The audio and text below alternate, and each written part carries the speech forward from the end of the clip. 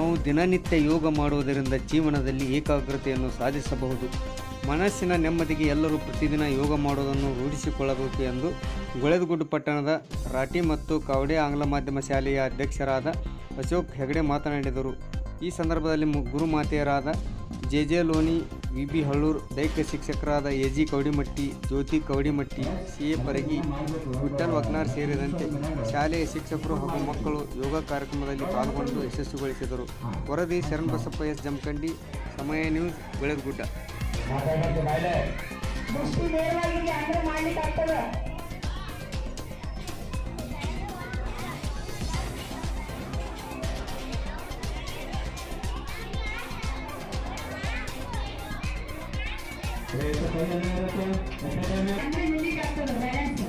ನೀವು ಆ ಕಡೆ ಈ ಕಡೆ ಮಾತು ನಿಮ್ಮ ಫ್ರೆಂಡ್ಸ್ ನೋಡ್ತಾ ನಿಂತ್ಕೊಂಡ್ರೆ ಆಗಲ್ಲ.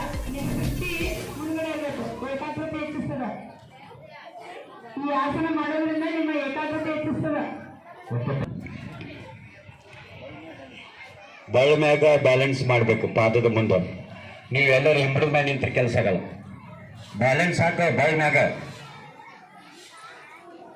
ನೋಡಿ ಎಷ್ಟೊಂದು ಮಂದಿ ಹೆಂಗೆ ನಿಂತಾರ, ಒಬ್ಬ ಅಂಕಾರ ಇದನ್ನೇ ಇಲ್ಲ. ಸಾಯಿಕರಣ ಮಾಡಪ್ಪಿ. ಹಾಂ,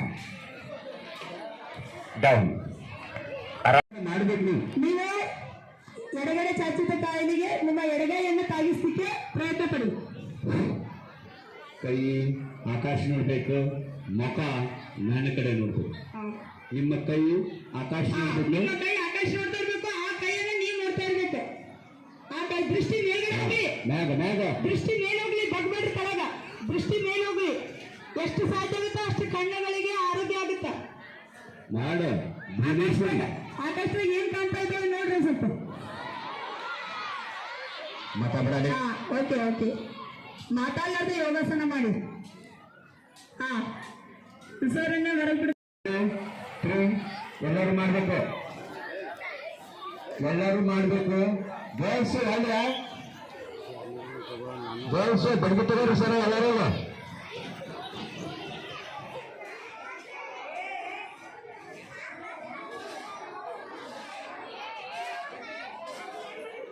ಗಟ್ಟಿಯಾಗಿ ನಿಲ್ಲಿ.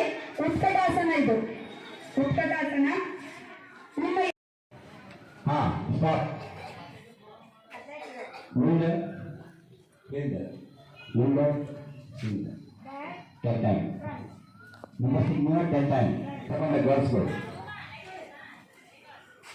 ಟೀಚರ್ ಅಲ್ಲಿ ರಿಪೇರ್ ಮಾಡ್ರಿ. ಅವರು ಮಕ್ಕಳು ನೋಡ್ಕೊಂತ ಟೀಚರ್ ಮಾಡ್ರಿ. ಅಲ್ಲ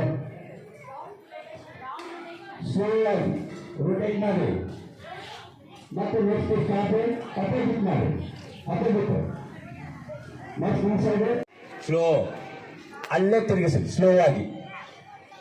5 ಟೈಮ್ ಈ ಸೈಡ್, 5 ಟೈಮ್ ಈ ಸೈಡ್. ಸ್ಲೋ ಆಗಿ, ಅವಸರ ಮಾಡಬೇಡ್ರಿ.